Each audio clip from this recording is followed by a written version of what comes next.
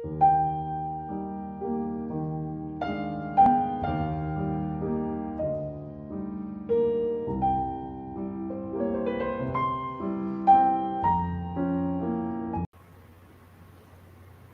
meus queridos irmãos, juntos novamente em mais um estudo do livro Constelação Familiar no canal Lições para a Felicidade. E o nosso convidado de hoje é Rodrigo Oliveira, criador do conteúdo digital Poesias do Evangelho, o qual recebemos você, Rodrigo, com grande entusiasmo e com muito carinho. E Rodrigo irá nos proporcionar muitas reflexões na tarde de hoje. E falando em reflexões, Joana de Ângeles, nesse tema em que Rodrigo irá abordar, que é o capítulo 5, os irmãos entre si, nos traz inúmeras considerações.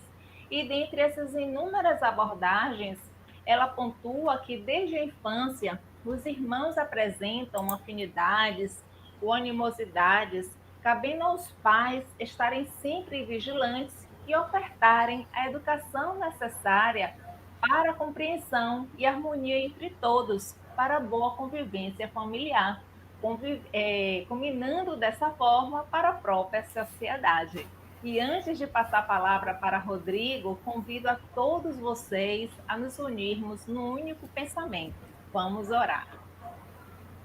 Querido amigo Jesus, Senhor da vida, Senhor da harmonia, envolve-nos nesta tarde em vibrações de paz e nos ajuda, sobretudo, a adquirirmos saúde mental e equilíbrio emocional, a fim de termos a orientação necessária para passarmos pelas provações do caminho, por esses dias tão turbulentos de provações.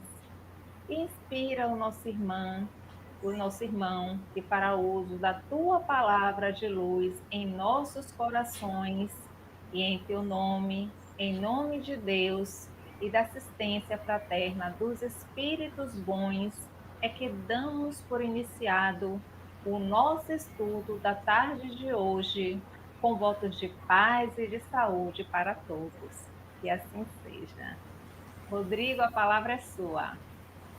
Tá, ok, muito obrigado. Primeiro, quero agradecer pelo convite, né, de estar aqui pela primeira vez e fico muito feliz de poder falar desse assunto, né, desse tema.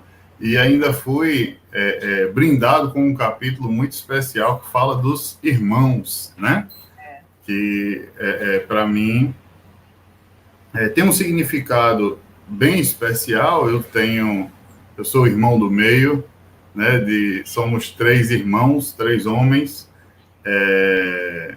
Eu tenho um mais velho, um mais novo. Eu sou do meio, então eu vivencio, né? Como irmão, tanto vivenciei como criança, adolescente e hoje como adulto, todos os lados, né? Porque tem momentos que eu sou o mais velho, tem momentos que eu sou o mais novo, né? Então, acaba que eu participo dessa constelação familiar junto com os irmãos nos 2 papéis, né? E assim, então, sendo assim, é importante para mim, é muito gratificante poder falar desse assunto, né? À luz do que Joana de Ângeles nos explica, né? Com tanta facilidade, com tanta clareza, né? Ela... Pois não, pode falar. Não, eu falei isso, continua. Sim, exato.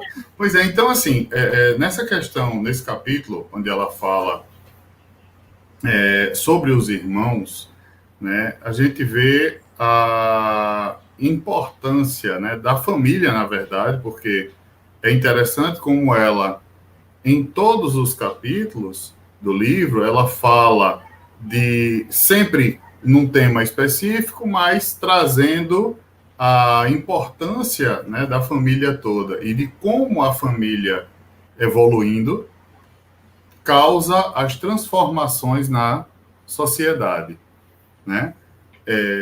A gente ouve muita gente falar né, que e na verdade até a gente vê um pouco na sociedade como a família mesmo tem sido desestruturado, como a gente vê em alguns casos, né?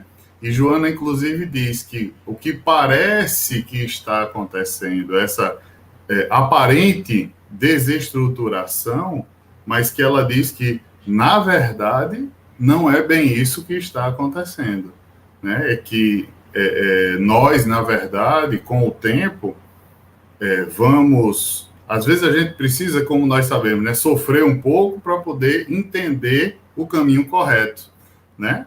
E que nós, que em alguns momentos desestruturamos a família, vamos ter que, através do sofrimento mesmo, se for o caso, e que muitas vezes que reestruturar, né, a célula familiar para que assim a gente consiga refazer a sociedade, né, de uma forma mais fraterna, mais organizada e existindo mesmo a caridade entre todos, né, que é o nosso objetivo. E aí ela fala de uma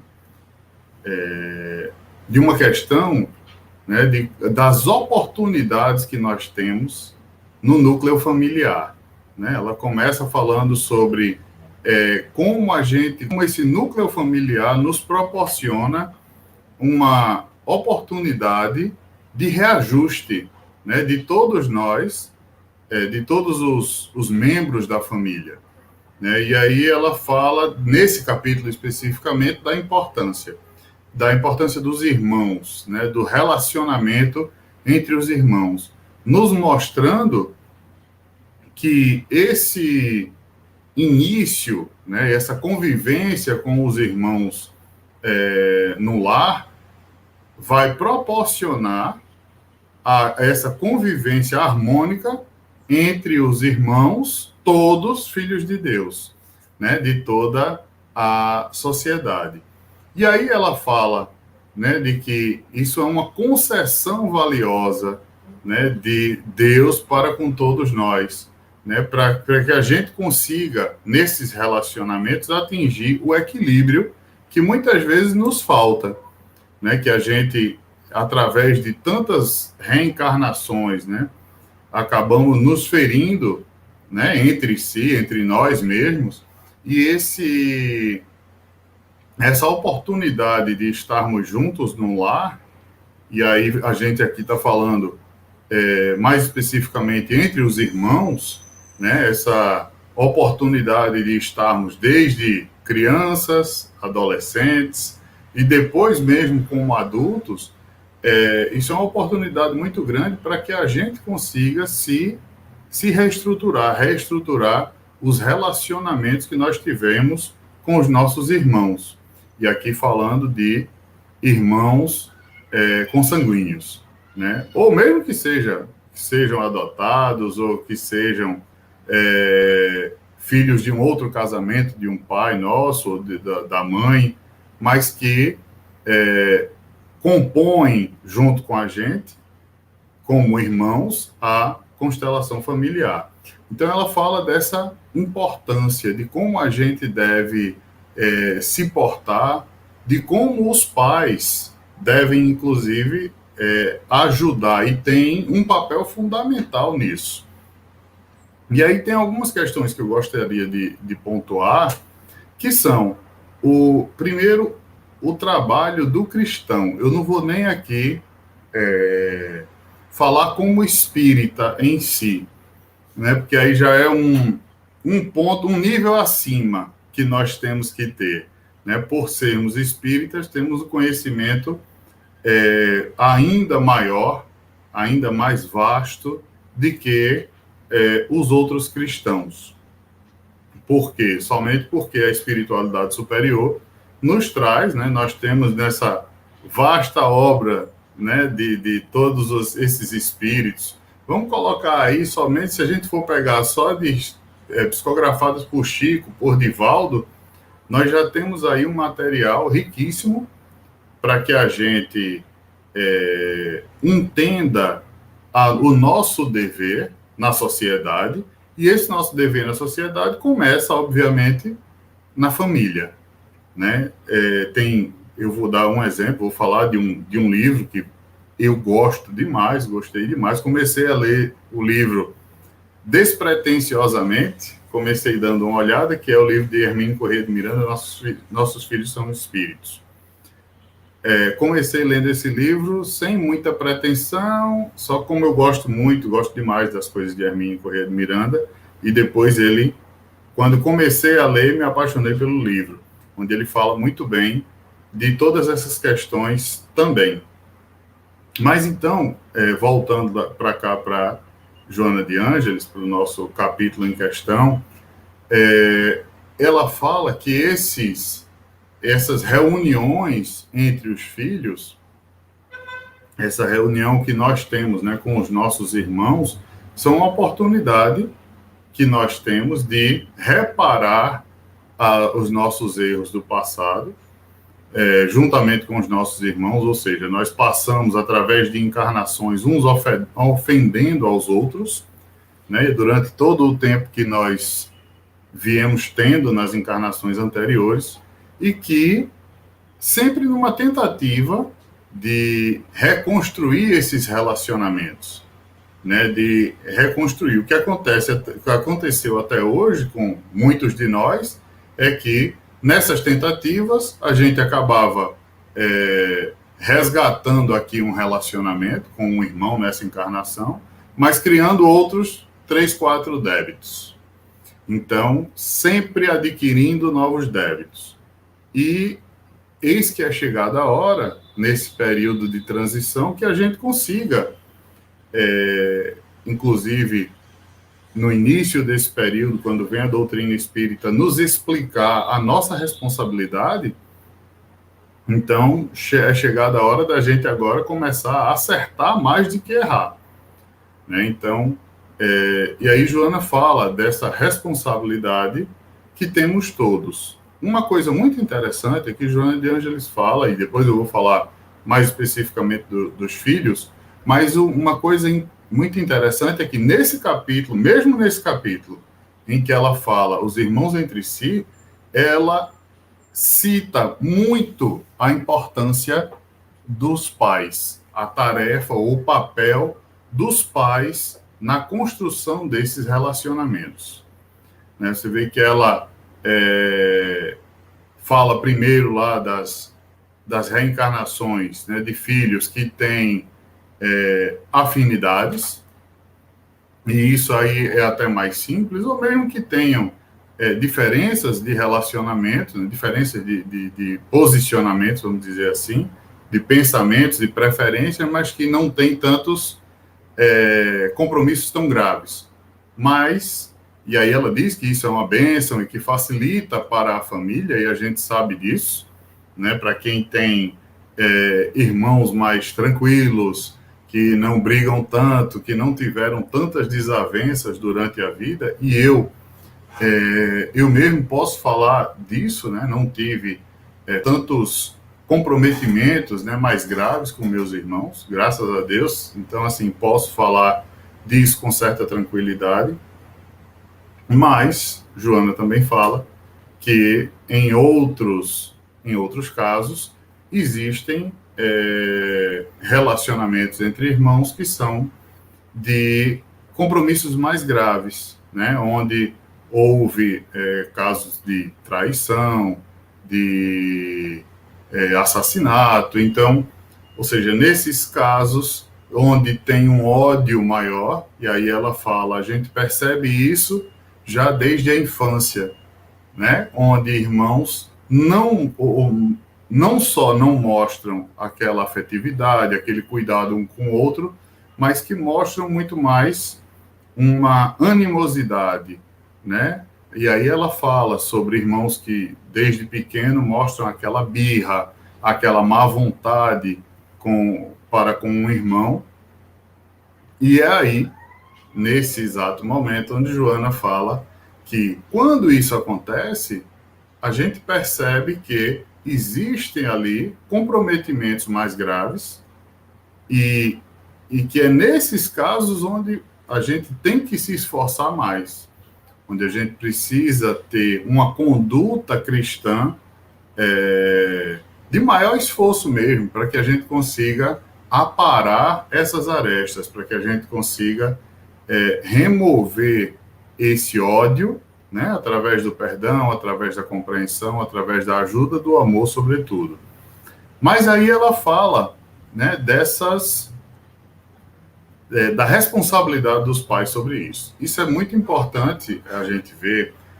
Tem alguns livros que, para mim, uma pessoa que quer, ou um casal, vamos dizer assim, melhor, qualquer espírita, né, que queira ser pai ou mãe, tem uns livros que são obrigatórios. Um deles, para mim, é esse, Nossos Filhos São Espíritos.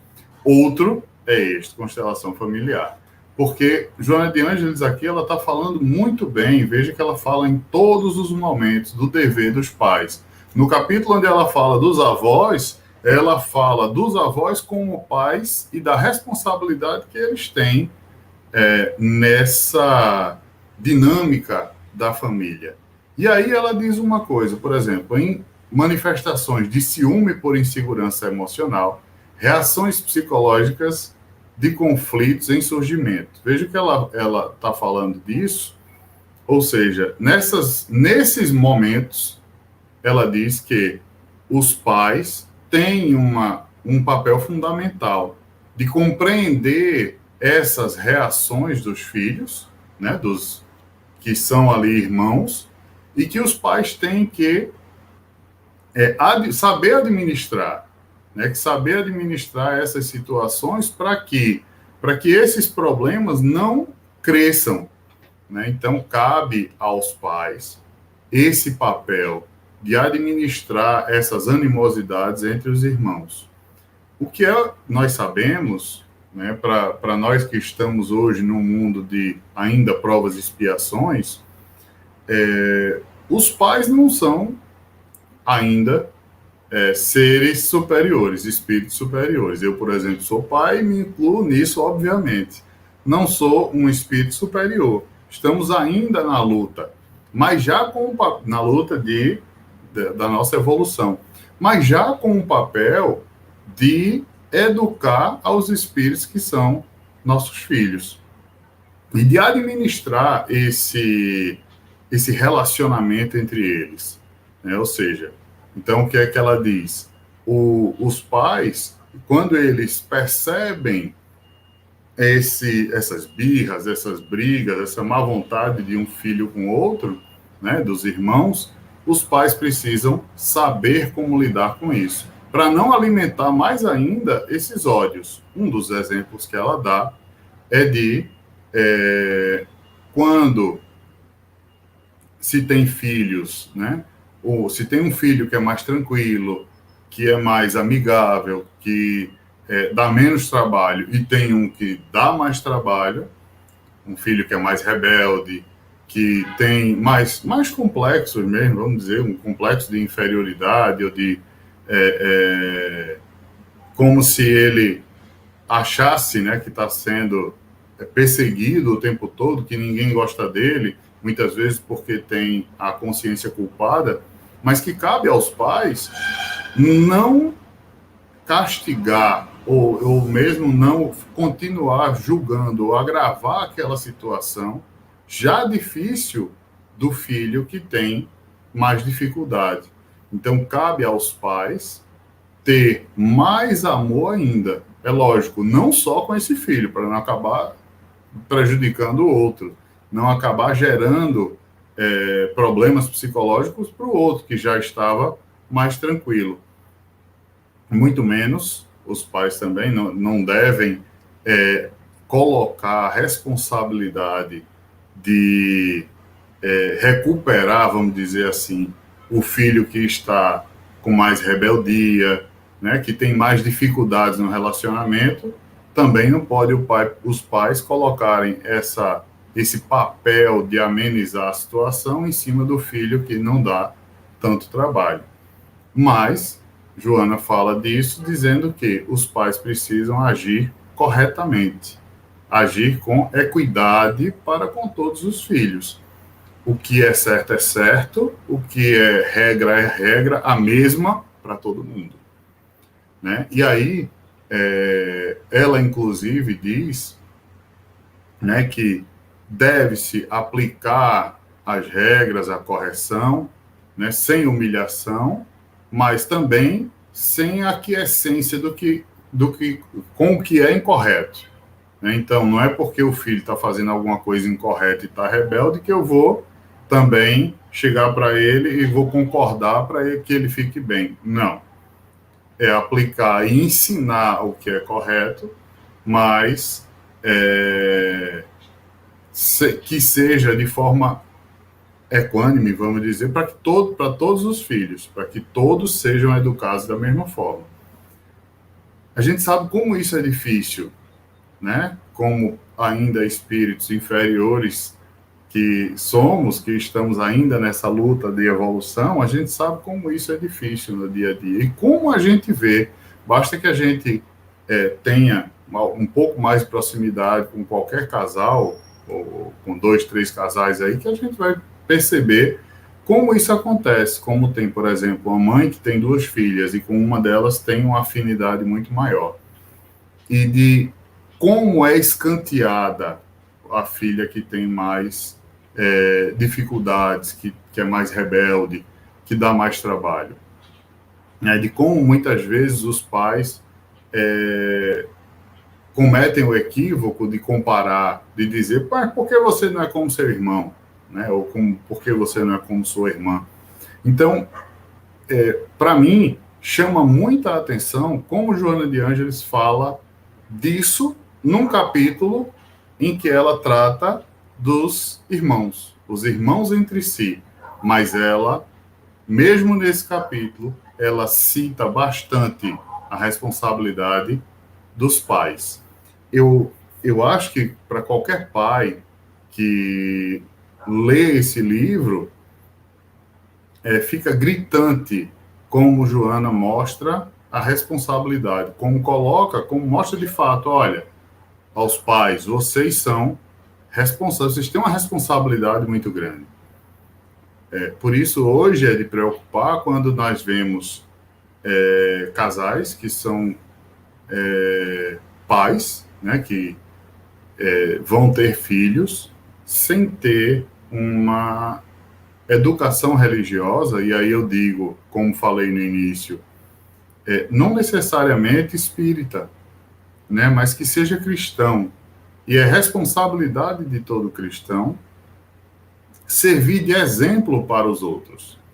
Né? E aí é interessante a gente ver como o Evangelho é a chave para tudo isso. Para a solução, né? Ou é a solução para todos esses problemas. Para o problema todo, inclusive da sociedade. E aí eu gostaria de aproveitar nesse momento e trazer uma referência, né? Joana fala disso, fala da educação, por exemplo, da educação dos pais,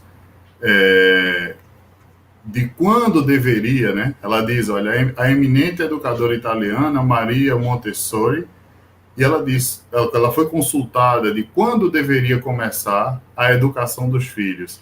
E ela diz, isso deve começar 20 anos atrás.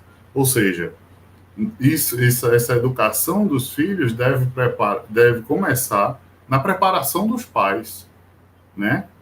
Ou seja, quando ainda estão se educando os pais. E só assim a gente vai ter sucesso lá na frente. E ela fala muito claramente, Joana de Ângeles, sobre como o exemplo dos pais, como a conduta dos pais vai facilitar ou dificultar esse relacionamento entre os filhos. E nós sabemos disso, mas vamos falar mais disso mais para frente. Mas aí eu queria trazer, no livro Emmanuel, o nome do livro é Emmanuel, escrito pelo próprio, através da psicografia de Chico, no capítulo 35, há um tempo eu li esse capítulo e achei assim, fiquei impactado de como Emmanuel fala com muita clareza que o evangelho, a educação evangélica, é importantíssima para esse processo de transição que nós estamos vivendo, né? Onde nós vemos hoje tantos jovens, né? Tantos espíritos, vamos dizer assim, que já desde jovem entram no mundo das drogas e de tantos outros delitos que fazem com que dificulte o seu processo evolutivo, né? Nós estamos aqui na Terra para evoluir como espírito. E acaba que, quando a gente não é bem orientado, não é bem educado, a gente acaba se desviando do caminho e aí vamos por um caminho mais difícil. Evoluir todos nós iremos, né? Sermos espíritos perfeitos, todos nós iremos. Mas quando a gente não tem essa educação desde cedo, fica mais complicado, fica mais difícil. E aí Emmanuel, no capítulo 35 do livro Emmanuel, fala sobre a educação evangélica. E ele começa lá dizendo que somente através da educação pautada no Evangelho, nós conseguiremos transformar a sociedade. E uma coisa que ele fala muito importante, e que Joana corrobora com ele nesse capítulo, sobretudo, Emmanuel diz assim, há necessidade de iniciar-se o esforço de regeneração em cada indivíduo, dentro do Evangelho, com a tarefa nem sempre amena da autoeducação, ou seja, a regeneração em cada indivíduo dentro do Evangelho, com a tarefa nem sempre amena da autoeducação, ou seja, primeiro, cada indivíduo deve evangelizar-se. E aí ele segue dizendo, evangelizado o indivíduo, evangeliza-se a família. Então veja que é exatamente o que Joana está falando lá também, né? Que quando nós evangelizamos os irmãos, né, a convivência doméstica, estamos a caminho de evangelizar a sociedade. E é exatamente o que ele diz aqui. Ele diz, olha, regenerada a família, a sociedade estará a caminho de sua purificação, reabilitando-se simultaneamente à vida do mundo. Ou seja, é interessante isso aqui porque tanto Joana quanto Emmanuel dizem a mesma coisa. Primeiro, nós devemos evangelizar o indivíduo. Depois disso, conseguiremos a família. Da família, conseguiremos evangelizar a sociedade. Quando as famílias forem evangelizadas. Então, disso aí vem a importância do cristão. Porque o que acontece? A quem cabe essa tarefa, né, de se modificar ou de dar esse exemplo? Nós vemos muitos autores falando sobre como agir corretamente. Tem um livro que fala sobre o Evangelho, de Pietro Baldi, Evolução e Evangelho, onde ele diz o seguinte, ele diz, olha, um dos problemas é que estamos todos na defensiva, ainda muito próximos do instinto, né, de como vivíamos, ainda usando muito mais o instinto do que a razão. E o que acontece com isso? É que quando um se desarma, tentando viver de acordo com o que o Evangelho ensina, o outro, que ainda não se modificou, acaba ferindo bastante o que estava evangelizado. E a gente vê isso, né, com muita facilidade. O próprio Jesus é o primeiro exemplo disso, né, de como ele sofreu por ser correto, por viver pautado no Evangelho, que é a própria vida dele. E vimos tantas outras pessoas. Aí vamos trazer mais para perto de nós, como sofreu Chico, por exemplo, né, de como foi incompreendido, de como foi injustiçado muitas vezes, mas que não abandonou o seu ideal. Né? Nós vimos o próprio Divaldo, de como sofreu, né, e como por tantas coisas que passou, por viver a sua mediunidade de forma correta, por viver pautado mesmo no Evangelho, e com todas as suas dificuldades, mas superando-as, né? Então a gente vê como isso é difícil e como a gente acaba sofrendo. E acaba que a gente, como diz Pietro Baldi, a gente se prendendo e não querendo viver pautado no Evangelho, né? Mas isso é normal e só vamos conseguir evangelizar toda a sociedade. Só seremos um mundo feliz quando todos o forem.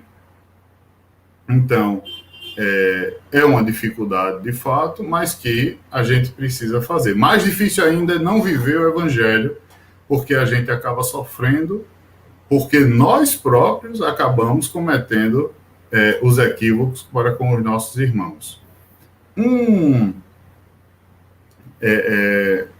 Logo depois disso, então, Joana fala, né, ela diz, a tarefa educativa exige cuidados e constância, não se restringindo a atitudes momentâneas.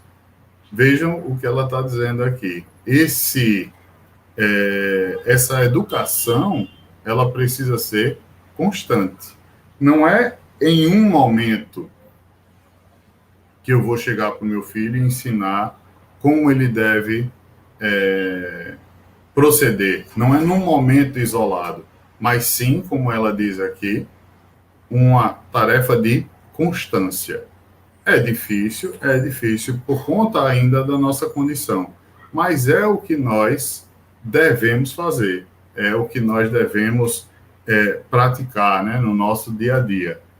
E ela diz, cabe aos pais, na saudável convivência com os filhos, observar-lhes as imperfeições morais e a agressividade, especialmente entre eles, corrigindo-lhes tais manifestações, dialogando com paciência e ternura. Vejam, então, vejam que tudo isso que eu estou falando é do capítulo 5. Ela está falando dos irmãos entre si, mas vejam como ela está falando aí bastante sobre a responsabilidade dos pais, né? De como os pais devem identificar as atitudes dos filhos e corrigir. Uma das coisas interessantes que ela fala e que a gente sabe que é importantíssima, é de suma importância, ela diz, o exemplo de união e de respeito entre os genitores igualmente se transforma em equilíbrio e base de segurança para os filhos. Vejam a responsabilidade que tem os pais, né? Que temos nós que somos pais, né? Ela está dizendo o exemplo de união e de respeito entre genitores. Então é importantíssima essa educação que os pais têm que ter antes de exigir isso dos filhos. Né? Essa mudança que os pais precisam ter, precisam operar neles próprios para que possam, a partir daí, esperar que os filhos tenham essa mudança também.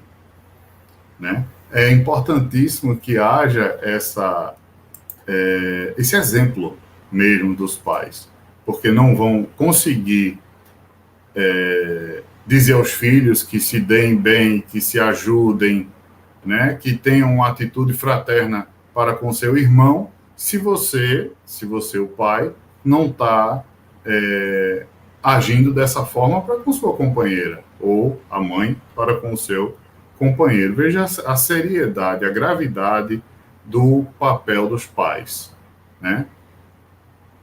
E aí, ela fala mais uma vez sobre a questão de quando os pais agem de uma forma para com o filho, de outra forma, ou seja, 2 pesos e 2 medidas para com os filhos, podem gerar ódios, inclusive ela usa essa expressão, ressentimentos profundos e ódios incandescentes. Vejam como é importante isso, como a atitude dos pais deve ser correta para que facilite esse relacionamento entre os irmãos.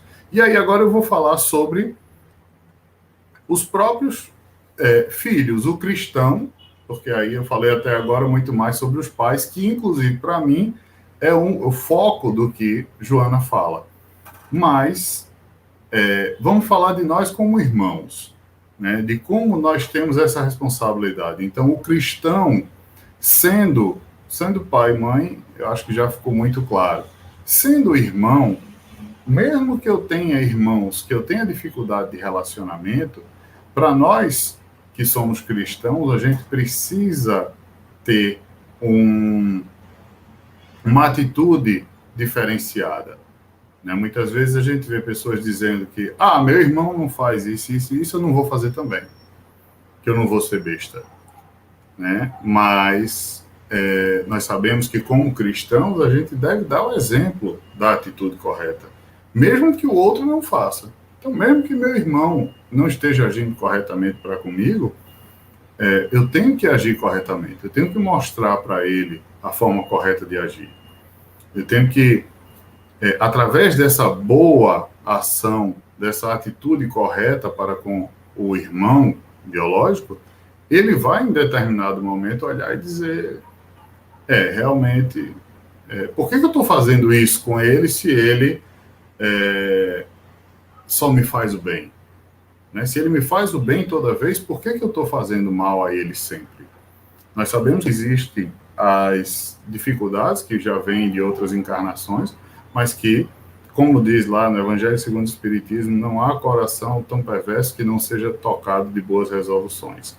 Ou seja, diante de de um comportamento adequado, de um comportamento cristão, não tem esse que não vá ser tocado. A gente vê, por exemplo, que não são irmãos, mas um exemplo disso, o exemplo de Paulo de Tarso com Estevão. No livro Paulo e Estevão, Emmanuel conta como Paulo ficou tocado com o comportamento de Estevão. Vejam que mesmo no apedrejamento de Estevão, quando ele descobre, né, ali que Paulo, né, que Saulo era o noivo da irmã, e ele não age contra Saulo. Ele podia dizer, mas você está casando com esse cara. Não, ele não faz isso. Ele diz, Abigail, não vejo no teu irmão, não vejo no teu noivo um inimigo.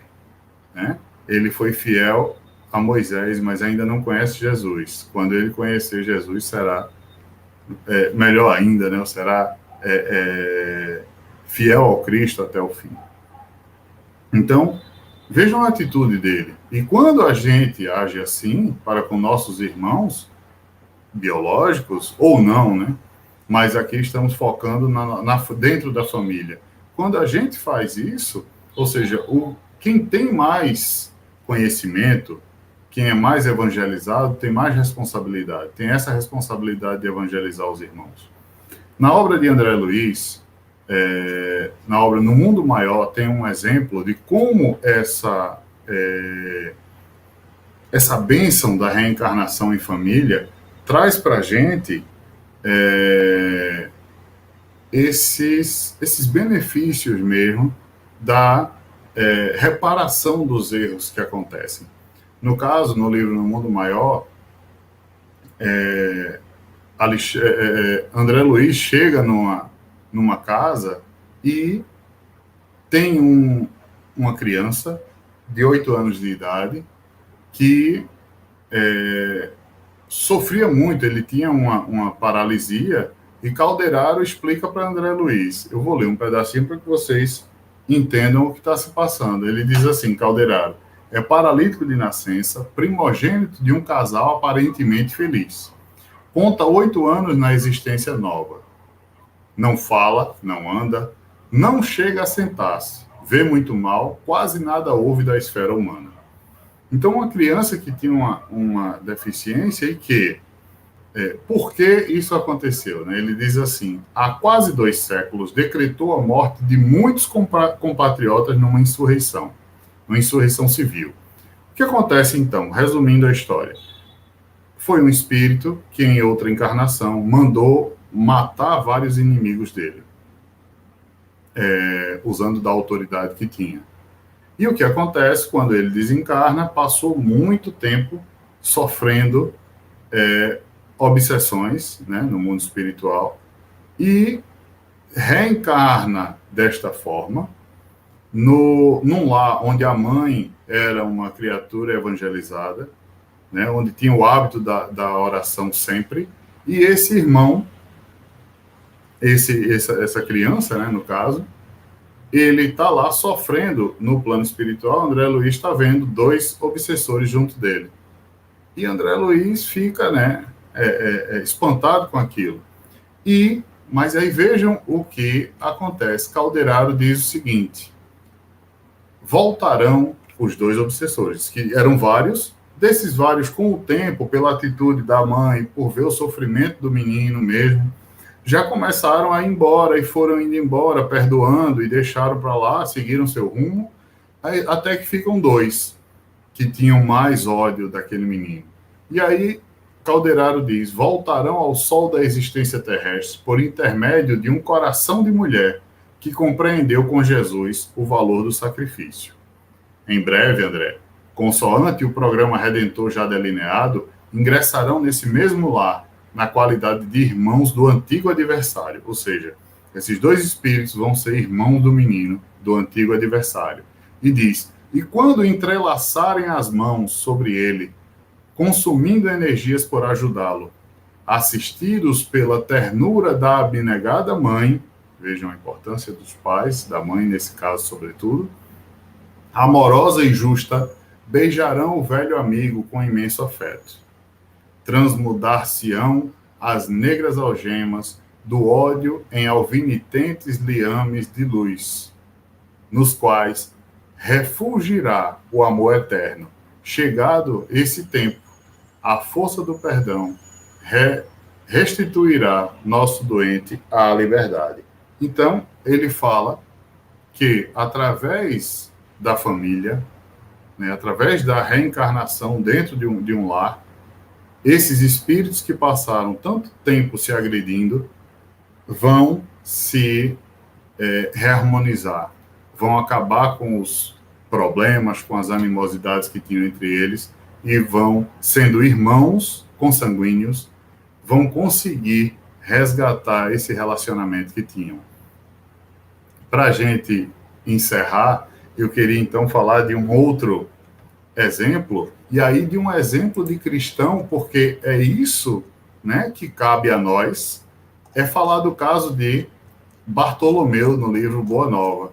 Bartolomeu, ele, no capítulo 8, intitulado Bom Ânimo, Bartolomeu tinha um problema e vinha com uma tristeza muito grande sempre. E Jesus, percebendo isso, monta ali a situação para conversar com ele. E conversando com Bartolomeu, Bartolomeu fala de como o mal vinha predominando, de como a dificuldade no negócio, né, na venda do peixe, na pesca, de como a família dava trabalho, ninguém compreendia ele. E Jesus diz a ele, né, e fala de como o cristão tinha que ter alegria sempre, alegria de viver e esperança, porque o cristão não espera a felicidade nesse mundo, mas sabe que tem que agir corretamente, muitas vezes sacrificando para dar o exemplo ao próximo. E Jesus diz assim, corroborando com o que diz Emmanuel e Joana de Ângeles: o evangelho terá de florescer primeiramente na alma das criaturas, antes de frutificar para o espírito dos povos. Então, ou seja, o papel de evangelizar a todos é de cada um de nós, evangelizando a nós mesmos, e isso dando o exemplo aos nossos irmãos, e aí estamos agora falando de irmãos consanguíneos, da nossa família, e depois disso será evangelizada a sociedade. Nisso, Bartolomeu, que vivia em desavenças com sua família, nunca era compreendido e vivia triste por ali, e os irmãos xingavam ele, xingava de volta, e o pai também, sua mãe já havia desencarnado, e vejam o que acontece. Bartolomeu vai para casa, e quando ele chega em casa, que abre a porta, os irmãos já chegam dizendo coisa com ele, xingando ele, dizendo que ele era um vagabundo, traidor de Moisés, porque andava com Jesus, né? E aí Bartolomeu, Humberto de Campos diz, Bartolomeu, porém, recordou o evangelho e sentiu que só ele tinha bastante alegria para dar a seus irmãos.